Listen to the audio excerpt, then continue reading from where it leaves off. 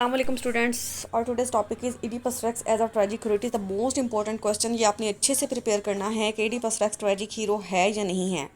Sophocles touches the Olympian heights of excellence in presenting vivid characters, occasion, scenes, moods, joys and sorrows and physical as well as psychological crises.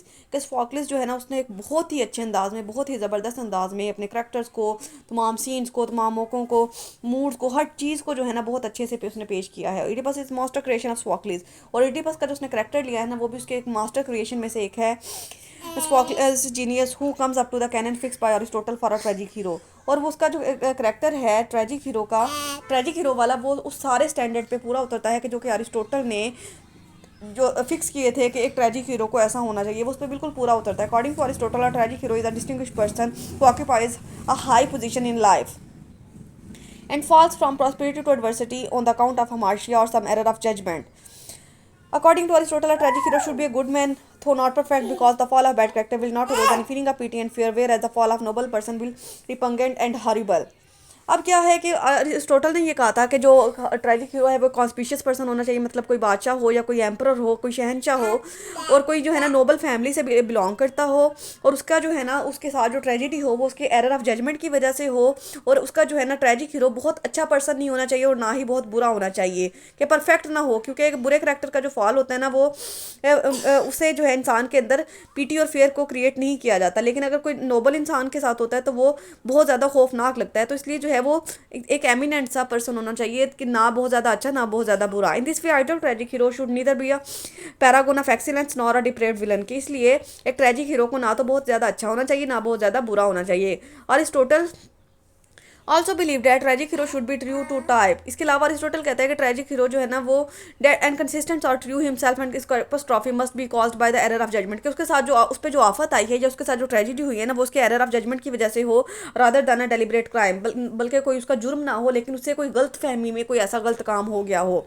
Now, when one examines Oedipus on the criterion set by Aristotle, one finds that he fulfills the requirements mentioned above. अब अगर हम Oedipus के character को जो है बहुत deeply study करें तो हमें पता चलता है कि ये जो अरिस्टोटल ने ऊपर हमें स्टैंडर्ड बताए हैं इन सब पे ये बिल्कुल पूरा उतरता है. Oedipus is the son of a king and a queen. And he is brought up by a king and queen and he himself becomes a king. अब क्या है कि वो बादशाह भी एक बादशाह और बेटा भी एक बादशाह और मलका का होता है, उसकी परवरिश भी एक बादशाह और मलका करते हैं और बाद में वो खुद भी एक बादशाह बन जाता है. पहली शर्त पूरी होगी. In this way he is a man of eminence as well as possess excellent qualities of character. इसके अलावा वो अच्छा करेक्टर है, एक अच्छा इंसान है, लोगों के मसले हल करता है.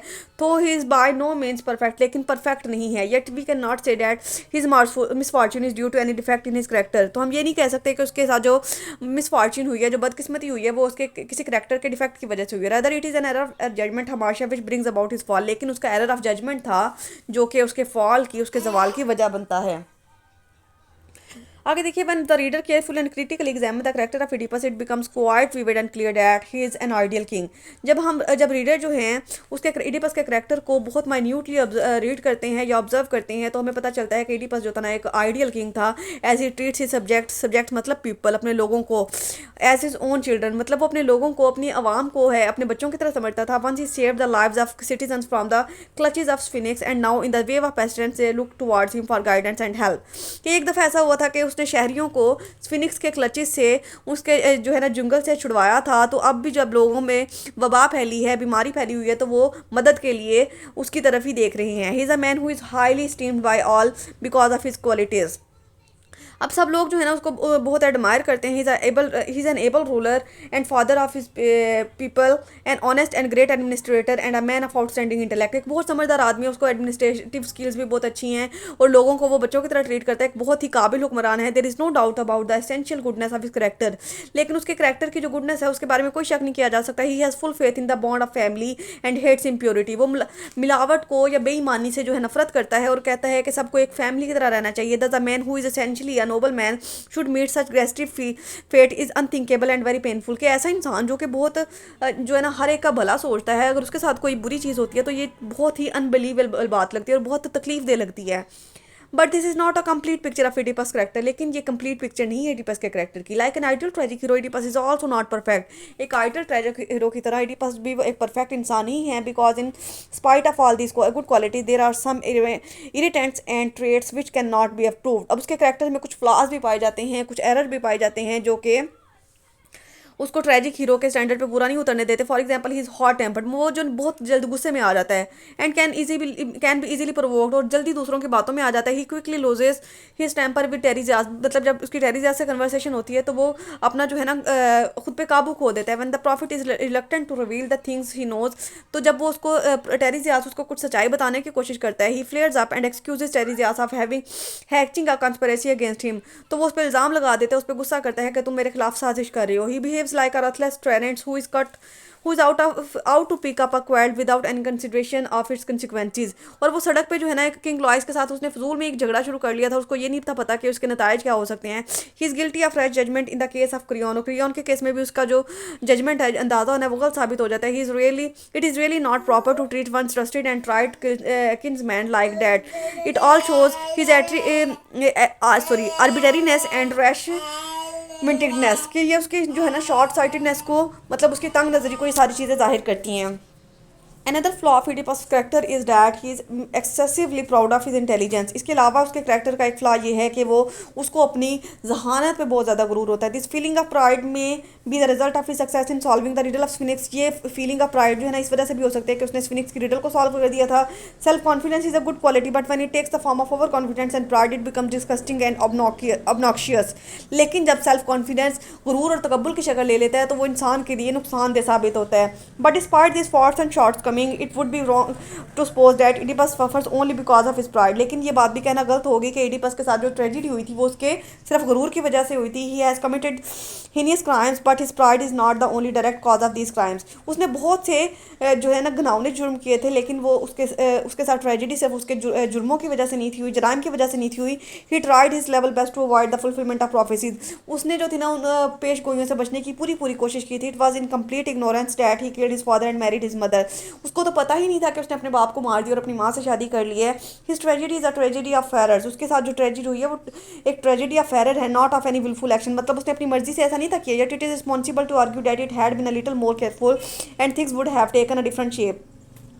लेकिन ये कहा जा सकता है कि अगर उसने यानी कुछ चीज़ों से अवॉइड किया होता तो हो सकता था कि वो इस ट्रेजिडी से बच जाए और चीज़ें जो है इस तरह से ना हों। He might have avoided the cruel on the road, कि उसने सड़क पे जो है झगड़ा ना किया होता। If he had not been a short sighted might ever refuse to marry a woman old enough to be his mother. या फिर वो जो है अपनी माँ की उम्र की औरत से शादी करने से इनकार कर देता, कहता मैं क्यों इतनी बुरी औरत से शादी करूँ। If he had not been blinded by the pride of his intelligence in solving the riddle of phoenix. और या तो उसको अपने जहानत पे इतना गुरूर ना हुआ था जो कि उसको फिनिक्स की रिडल सॉल्व करने के बाद हो गया था। Actually, Oedipus failed to realize that a man can solve the riddle of Sphinx, but he cannot solve the riddle of his own life। Oedipus जो था ना ये बात नहीं समझ पाया था कि जो इंसान स्फिनिक्स की रिडल सॉल्व कर सकता है वो ज़िंदगी की रिडल को सॉल्व करना इतना आसान नहीं है। He wanted to know the whole truth, but he could not see that man cannot bear much truth। अब उसको ये वो सच पूरा सच जानना चाहता था, लेकिन वो ये नहीं जानता था कि इंसान में इतनी कैपेबिलिटी नहीं होती कि वो पूरा सच बर्दाश्त कर सके।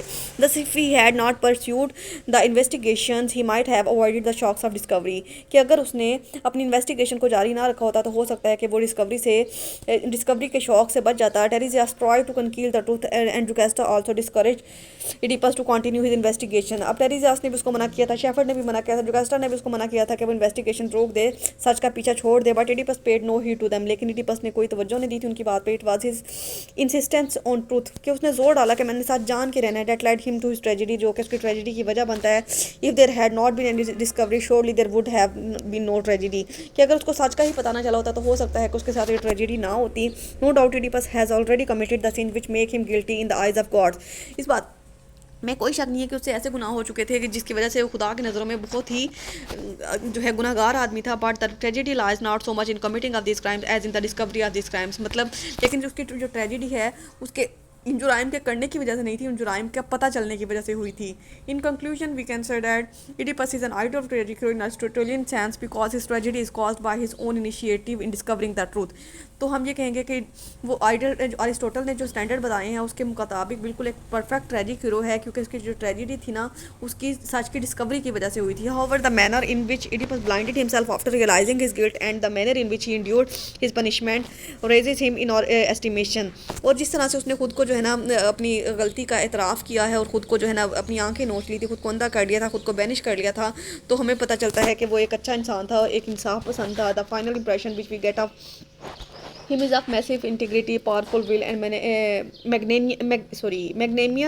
magnanimous acceptance of a horrible fate के एंड पे जाके जो है ना वो एक अपने नसीब को जो है ना खौफनाक नसीब को एक्सेप्ट कर लेता है। The spirit of Oedipus remains unconquered even in the his defeat, और उसका जो जज्बा होता है, उसका जो जोश होता है ना, वो अपनी हार के बाद, अपनी जो डिफीट के बाद भी कम नहीं होता है। And that is essential requisite of an ideal tragic hero as pounded by Aristotle in politics, कि अरिस्टोटल ने पॉलिटिक्स में जो आइडल ट्रेजिक हीरो की करेक्टरिस्टिक बताई है उसकी एक खासियत होती है कि वो अगर हार भी जाए तो हिम्मत नहीं हारता।